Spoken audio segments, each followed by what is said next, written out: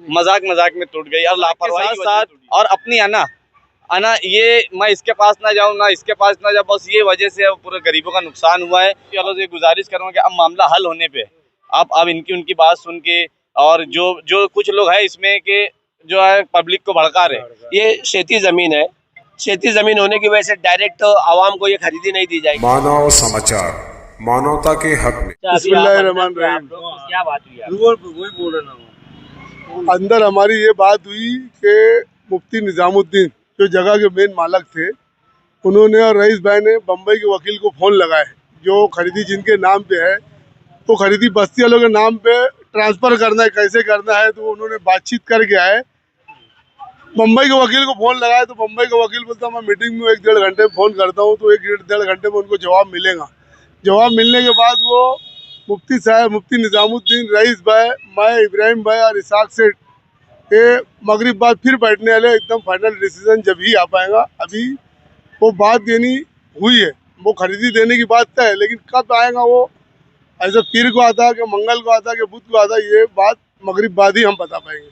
मानव समाचार पे आपने कहा था कि अगर बस्ती वाले पैसा दे देंगे तो हम जो वकील साहब जो जमीन बस्ती वालों के नाम करते हैं। हाँ, आज भी वही बात है ना। आप कहते हो कि भैया बाकायदा पैसा वहाँ पे जो है रखा गया था, रखे जाने के बाद क्यों फिर वो पैसा जो है बस्ती वालों का पैसा वकील साहब के पास दे गया? ये जैसे जो ला के रखा, ये सवाल आप उनसे करेंगे तो बेहतर रहेगा, क्योंकि मैं तो ला के रखा नहीं। हम तो मतलब कि कहने का मतलब ये है कि ये जो आज संजीदगी दिखा रहे हैं, अगर ये 2-2.5 साल पहले जब हमारी आपकी बात हुई थी, ये मसले को उस वक्त हल करने की ईमानदाराना कोशिश होती तो बस्ती बचाई जा सकती थी। बेशक। रईस भाई, अब ये ऐसा सुनने में आ रहा है कि जुमेरात तक आप लोगों की मार्फत जो है ये खरीदी ले ली जाएगी, इस बात में कितनी सच्चाई है, इस बारे में आपसे ऑन कैमरा मालेगांव शहर की जनता जानना चाहती है। बेशक। देखो, अभी हम वकील साहब को फ़ोन लगाए, वकील साहब है मीटिंग में, बोले रईस मैं शाम तक के फ़ोन लगा के तेरे को कुछ बात करता हूँ, फिर मैंने कब आता हूँ क्या करता हूँ उसके बाद मैं जवाब दूंगा। अभी हम लोग अंदर फ़ोन लगाए। अच्छा, पिछले कई दिनों से आप लोगों की मीटिंग कई मरहले में चल रही है। हाँ, उस पूरी मीटिंग का एक निचोड़ क्या समझेंगे हम? हमका जब मीटिंग बैठी, सिर्फ वो इस वास्ते मीटिंग बैठी कि अपने को बस्ती वालों को कैसे क्या खरीदी कराया जाए और दिया जाए, और दूसरी कोई मुद्दे पे बात नहीं थी। आपने कहा कि बस्ती के पैसे जो है जमा किए गए थे, लॉट के पैसे किसके पास जमा किए गए, किसके पास वो रकम थी? वो समीम बानो के पास थी। समीम बानो ने यहाँ लाग रखी और इनको बोली हल कर दो, कोई वही दे कोई मसले, तो कुछ रुकता चला गया, लेकिन अब अल्लाह करम से हल हो रहा है। तो ऐसा लगता है कि जुमेरात तक जो है अल्लाह चाहे हो जाएगा। हमारी इसाक सेठ के यहाँ अभी बैठ करके बातचीत हुई है और मगरिब बाद वकील साहब एक टाइम देंगे कि किस वक्त आना है। हम लोगों को एक कयास ऐसा है कि जुमेरात तक इंशाअल्लाह वकील साहब यहाँ आ जाएंगे, चूँकि ये बस्ती, ये जो ज़मीन है ये खेती ज़मीन है, खेती ज़मीन होने की वजह से डायरेक्ट आवाम को ये खरीदी नहीं दी जाएगी। जिसके नाम पे खेती पुरावा रहेगा, जिम्मेदार लोग तय करके उसके नाम पे खरीदी निकालेंगे। इंशाअल्लाह हमारी ये कोशिश रहेगी कि जुमेरात तक ये खरीदी हो जाए, और बनाने का जो मरहला है उसके बाद जो स्टेप वाइज तय हुआ है, तो आगे की कार्रवाई हम इंशाअल्लाह वो बाद में बताएंगे कि यार आगे किस तरीके से बनेगा और कैसे बस्ती वालों को बसाया जाएगा वहाँ पर। खरीदी की बात यह है कि अगर वकील साहब बॉम्बे में रहते हैं, बॉम्बे से उनको यहाँ लाना है, तो इंशाअल्लाह अगर आज मगरिब तक बातचीत अगर हमारी हो गई तो आपको फिर एक बार मीडिया पर तय कर दिया जाएगा कि कौन से दिन आने वाले हैं। लेकिन इंशाअल्लाह हमारी तरतीब ऐसी है कि जुमेरात तक के यहाँ पर आकर वकील साहब से खरीदी लेकर के किसी जिम्मेदार के पास दे दी जाएगी। कहने का मतलब ये कि बस्ती का जो एक वो पूरा टुकड़ा जो मुतनाज़ा है वो खरीदा जाएगा, क्योंकि जो बस्ती में मेरी मालूमात के साथ करीब 132 घर जो तोड़े गए हैं और जो छोटे टुकड़े हैं उनकी जो खरीदी वो अभी बंद और मुमकिन है। जी, ऐसी सूरत में जो है, किस सूरत में आप लोग जो है वो खरीदने वाले हैं ज़मीन, और कैसे वहाँ पर बसने वालों को फिर वो ज़मीन दी जाएगी, किस कंडीशन पर? मैंने जैसे आपको अभी बताया कि ये गुंठेवारी खरीदी अभी बंद है और यहाँ खरीदी का मसला चल रहा है, तो गुंठेवारी खरीदी में जिसके पास खेती पुरावा रहेगा, जिम्मेदार लोग उसको तय करके वकील साहब से ले लेंगे।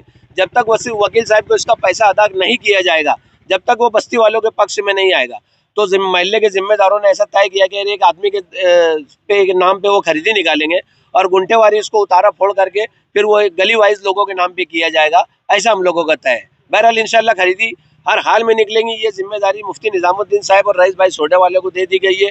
जितनी जल्दी वो लोगों को बुला सकते उतनी जल्दी बुला करके खरीदी ले ली जाएगी। वो ज़मीन मुतनाज़ा ज़मीन उसका मामला ऐसा है, पहले हम लोग उसकी खरीदी लेंगे किसी एक आदमी पे। एक आदमी खरीदी लेने बाद वो ये जो जिम्मेदार लोग हैं वो तय करेंगे किसके नाम पे खरीदी लेना है।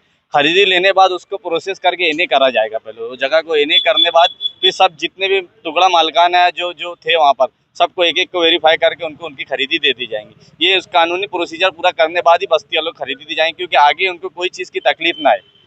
और दूसरी बात ये, मैं बस्ती वालों से गुजारिश करूँगा कि अब मामला हल होने पे अब इनकी उनकी बात सुन के, और जो जो कुछ लोग हैं इसमें कि जो है पब्लिक को भड़का रहे, तो मेरा ऐसा बोलना है कि आप काम हल होने की तरफ है। आप लोग थोड़ा सब्र रखिए। आप लोग के महल्ले के कुछ 5-6 जिम्मेदार हैं, आप उनकी बात पर अमल करते हुए और उनसे ही सवाल जवाब करें, ना कि इससे उससे सवाल जवाब करें और अपना मामला हल करें। मामला एकदम करीब करीब हल पे है।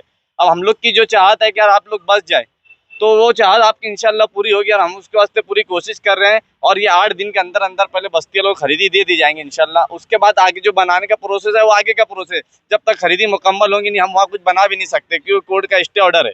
तो पहला हमारा जो काम है वो खरीदी का है, और इंशाल्लाह ये 8 दिन में हमारी खरीदी हो जाएंगी। हम सब बस्ती वालों से गुजारिश करते हैं कि आप अफवाह पर ध्यान ना दें, इंशाल्लाह आपका काम पूरा 101% कराएंगे इंशाल्लाह। अच्छा, एक सवाल ये कि जो मसले का हल बस्ती टूटने के बाद मिल रहा है, क्या बस्ती टूटने से पहले इस मसले का हल नहीं हो सकता था?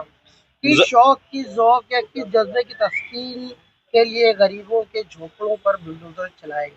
देखो, आज जो लोग दौड़ रहे हैं झोपड़ा टूटने बाद, यही लोग झोपड़ा टूटने से पहले भी दौड़ते थे, सबके पास जाते थे, सब बहुत हमारे पास भी बात आई, हम भी जो इसके जिम्मेदार थे हम भी उनको बोले। यानी ऐसा नहीं है, मगर अब मसला हाईकोर्ट का ऑर्डर आ गया तो हाईकोर्ट के ऑर्डर के आगे सब बेबस हो गए। ये कोशिश ऑर्डर से पहले भी चालू थी, मगर जब कोई इतना सीरियस नहीं लेता था ये मामला, जब मामला हाईकोर्ट का ऑर्डर आया तो उसके बाद से लोग सीरियस लेना चालू कर दिया। कहने का मतलब बस्ती जो मजाक मजाक में टूट गई, मजाक में टूट गई और लापरवाही की वजह से टूटी है। गरीबों को ये मजाक कितना भारी पड़ा होगा। हाँ, मजाक के साथ साथ और अपनी आना ये मैं इसके पास ना जाऊँ ना इसके पास ना जाऊँ, बस ये वजह से पूरे गरीबों का नुकसान हुआ है। और इंशाल्लाह हम लोग जो आज है, इब्राहिम चाचा है और अलाउ सेठ है, सफीक भाई, हम लोग सब मिल के इंशाल्लाह मामला हर हालत में हल करके देंगे इंशाल्लाह बस्ती को।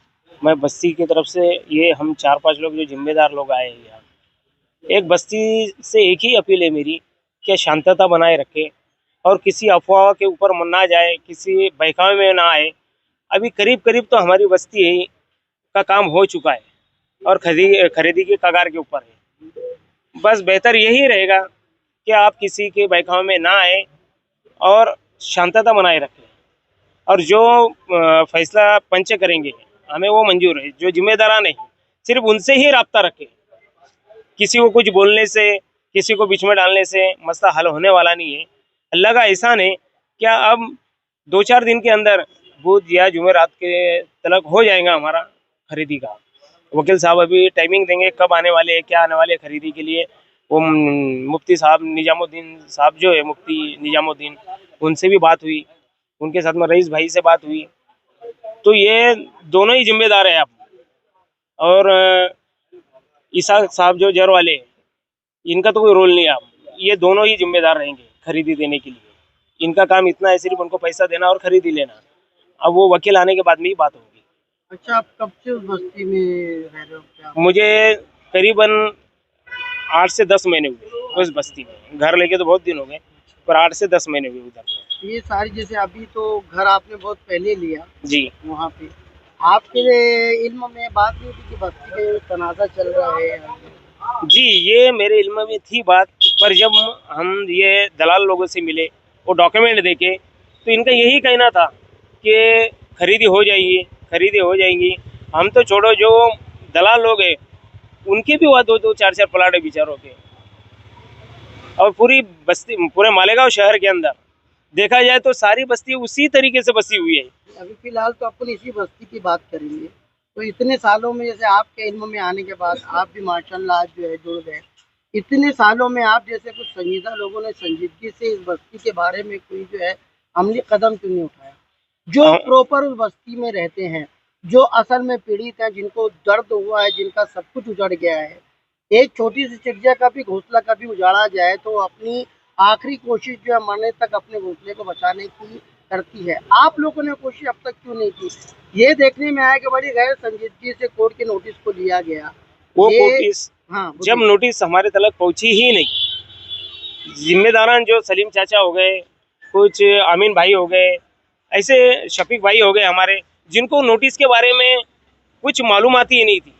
उन्होंने सीधा सीधा बोला कुछ नहीं है, नगर पालिका की नोटिस है, कुछ होने वाला नहीं।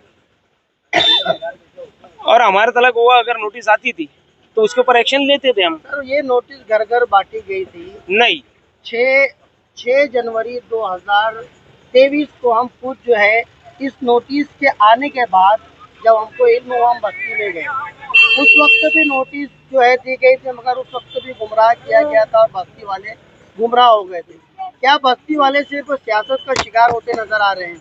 बस ऐसे ही कुछ समझो आप।